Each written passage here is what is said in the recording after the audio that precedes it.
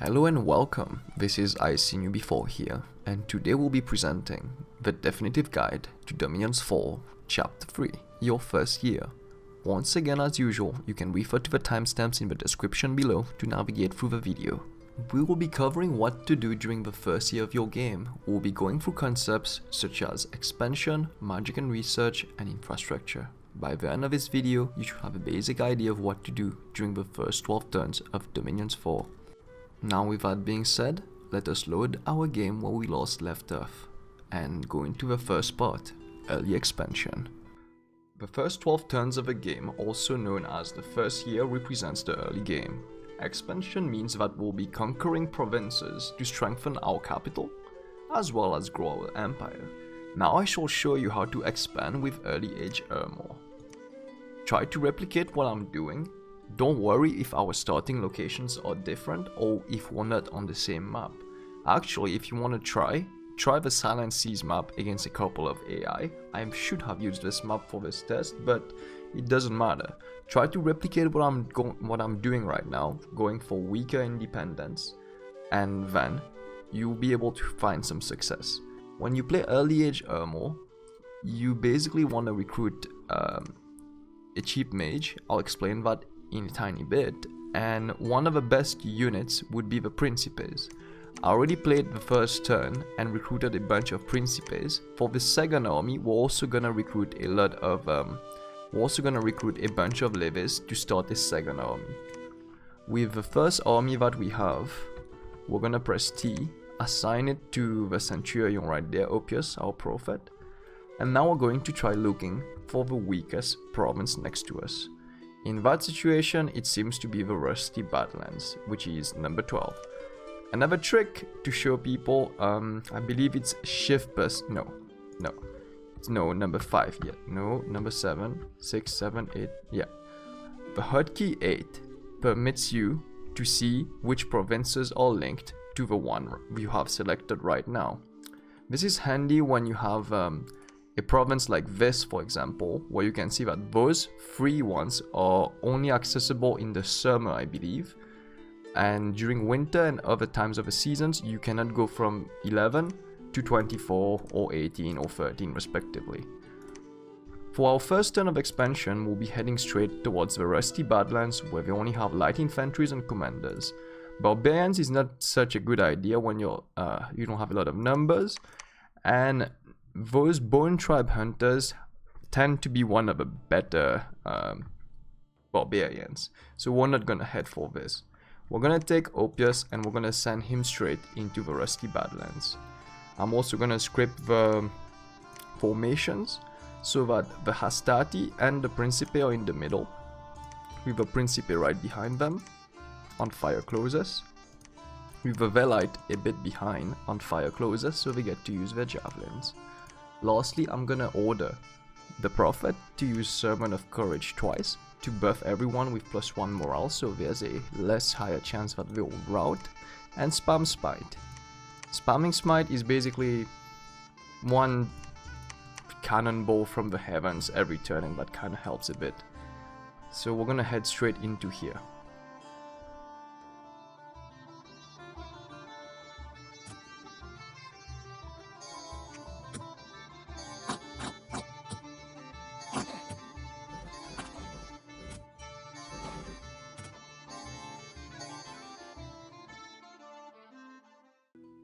As you can see, the battle went exactly as planned. Coming back to what I was saying earlier, you'll be presented with a message screen. Thanks to the message screen, you're able to have a battle report to see any casualties inflicted on the opponent, as well as your own army, as well as further information about the details of a combatant and their statistics as well. Otherwise, that's also one thing that will happen quite often. It will be a random event. This is not scripted, but will not always happen to you, but that's a pretty common one where a poisonous spider will decide to try to kill one of your commanders. But with that being said, we are going to move on to our next chapter, which is magic and research. One question that you may have had asked yourself earlier was, why is I Seen You Before recruiting a mage that early? That is because we want to start researching as early as possible. Any commander unit that has magic will have research points. And if the majors are located in a province that also has a laboratory, why is the laboratory not showing up? Anyways, you can see it down there, then they'll be able to research and cast ritual spells. By going to the menu right over there, you have access to research as well as the option to cast a ritual spell. However, for the moment, we don't have any spells researched. That's one reason why we need to research spells. To be able to use both our ritual spells and battle magic, we're going to need to unlock the required schools of magic. Do take note that every nation usually has an efficient researcher. It is usually the one that gives you the most amount of research points for the cheapest amount of gold. In the example that we have here, it will be the ogre, costing 65 gold at 9 research points. Now that we made sure that our majors have been assigned to research, we need to assign the research points generated to a specific school.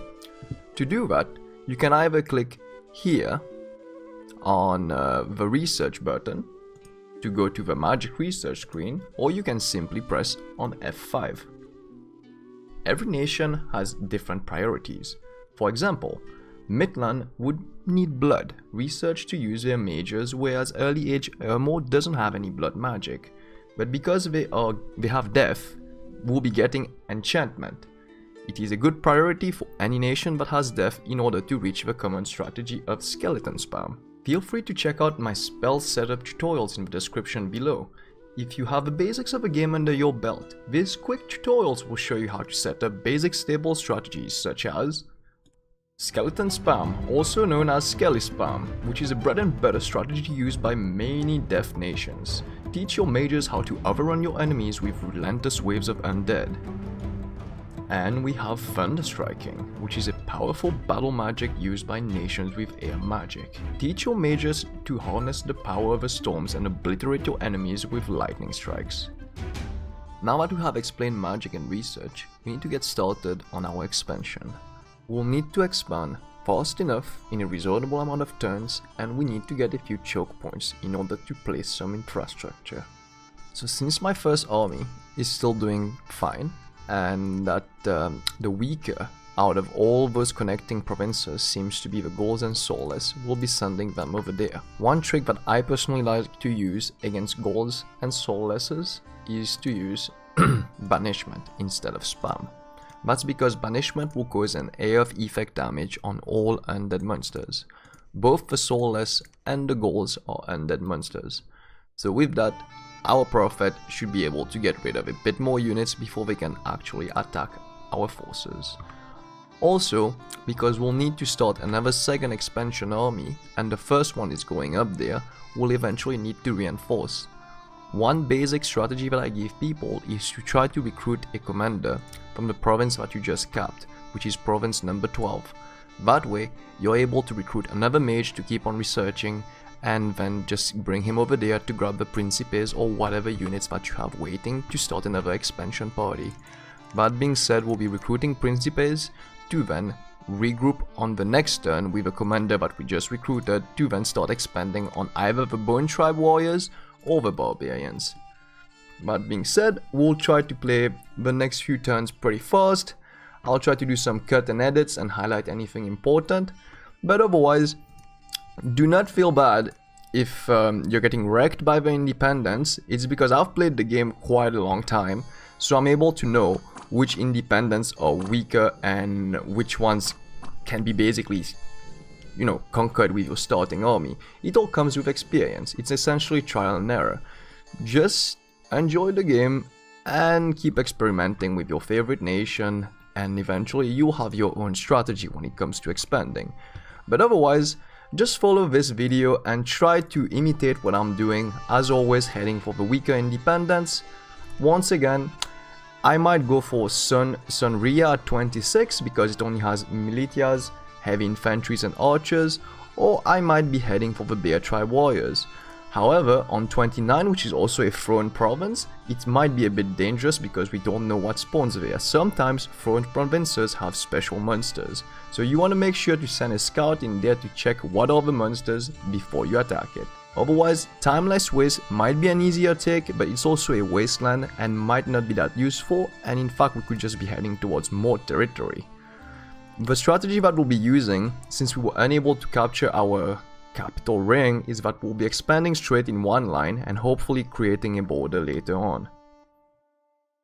Alright, so we'll be continuing our expansion. I'll send Opia straight into 26 because it seems to be one of the easier provinces. I don't need to change much formations because everyone has been fine from the battle report that we just got. Next up is I want to recruit more ogres to keep my research going. Since that commander will be heading over there, we have 11 principes and a bunch of levies. I can recruit probably about a dozen of levies to start another expansion army, and with that amount of group that we have, we should be able to take on those Bone Tribe warriors as well as the barbarians. One advantage that Amorian troops have over most independents is that all of their troops, if not the Triaris, have access to a javelin. Barbarians are notoriously weak to ranged units because they don't have any shields to protect themselves from arrows, and their armor is usually not strong enough, as I believe they just wear leather armor. One trick that I'm going to do is I'll send our scout Virgilius towards the Throne province in order to check what's inside there and see if it's easy to take or not. As we can see, I can already see that it's not a big deal. The javelins destroy any units that don't have shields, and the principes by themselves are pretty strong combatants, so they're able to stand toe to toe with most early age independents, which is why I recommend early age Ermor as an expansion, as a good beginner nation for you to learn the game. It's fairly easy to do things, and it's fairly easy to learn how to do your magic research priorities as well. Now that we have a second expansion army ready, with Vintus, we're going to send him right next towards the weaker barbarians, which I hope is actually the weaker barbarians, because please do take note that that number 30 is inaccurate. It's inaccurate between, I think, 75 to 125% of a real number of units there, so you don't really know. They could be 20-ish or they could be 40-ish. Here they could be 15-ish or they could be 30-ish barbarians, we don't really know. But anyways, I'll be sending those here. And one special formation that I like using against barbarians, your normal commander that has nothing to do, it's always best to tell him to stay at the complete back on hold, stay behind troops, but will avoid him getting shot by random projectiles, getting flanked by random unit, because if your commander dies, you lose the whole battle, so you don't want something like that to happen. Next up is that we'll put the Principes at the front because those guys are a bit more durable and will be able to stand toe to toe to the barbarians compared to the levies. The levies will be left behind and on the same order of fire closes. This is done on purpose so that as our units get close to them, they'll throw their javelin and hopefully throw the second javelin. If ordered to hold an attack closes, they'll throw their javelin, then move in and start attacking and not use the second javelin.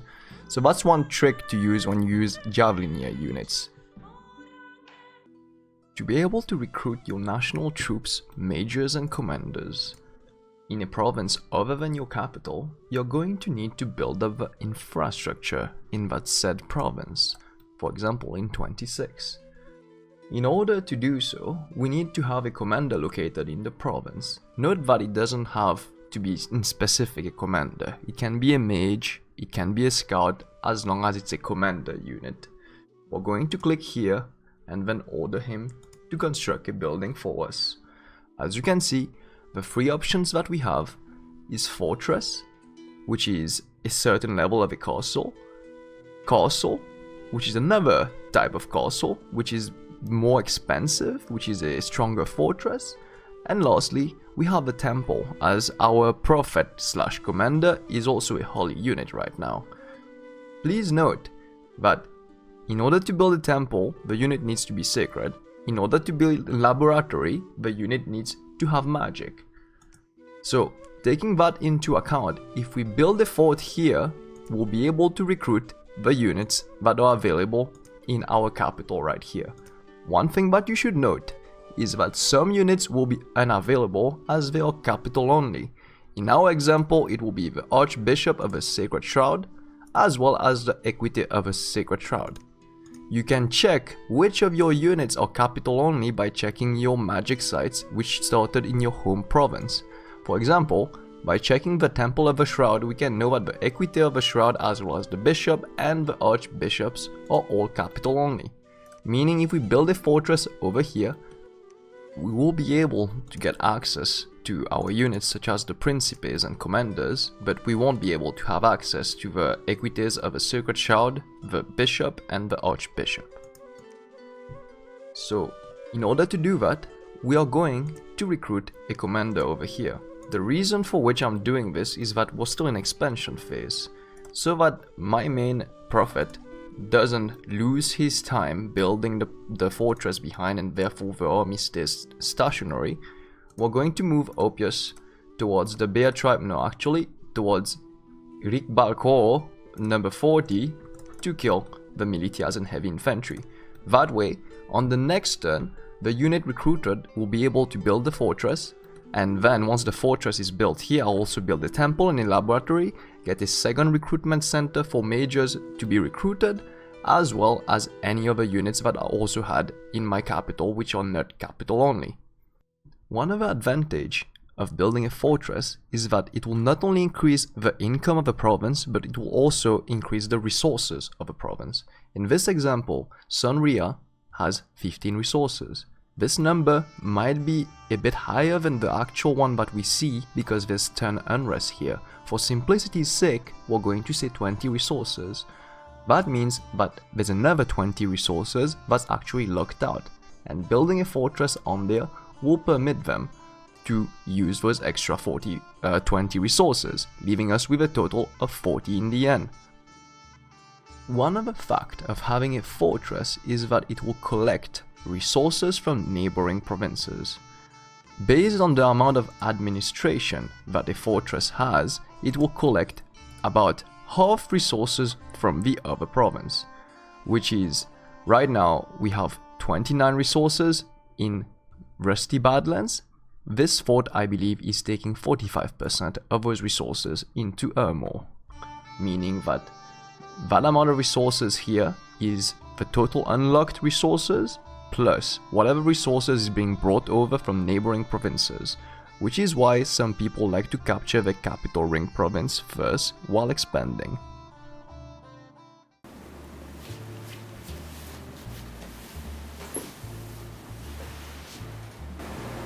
Congratulations! You made it to the end of this episode. The next episode will be the final one. It will be bringing concepts about what you should do after the end of the second year. Now, I'm going to include a little segment of those at the end of every tutorial and video in order to give everyone a small update about what's going on.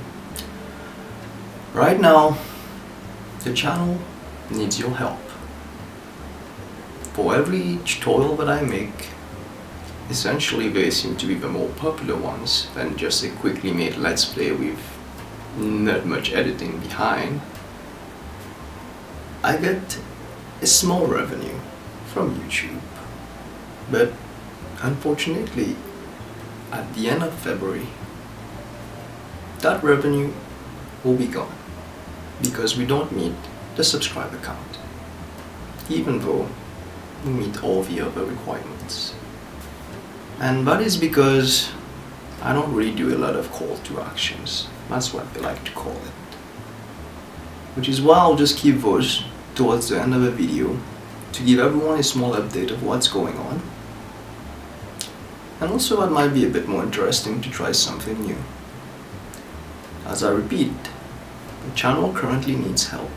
If you enjoy the tutorials that are made and whatever content that we have over here, please take some time out of your day and click the subscribe button if you can. That will really help us out. With that being said, enjoy a couple of bloopers that I had while editing this video. It's not always so easy. In order to do that, blah blah blah blah blah. One other fact. No, actually, je coupe. Now that we have explained magic and research, we'll need to get expanding. Fucking shit. skeleton spam, also known as skelipam.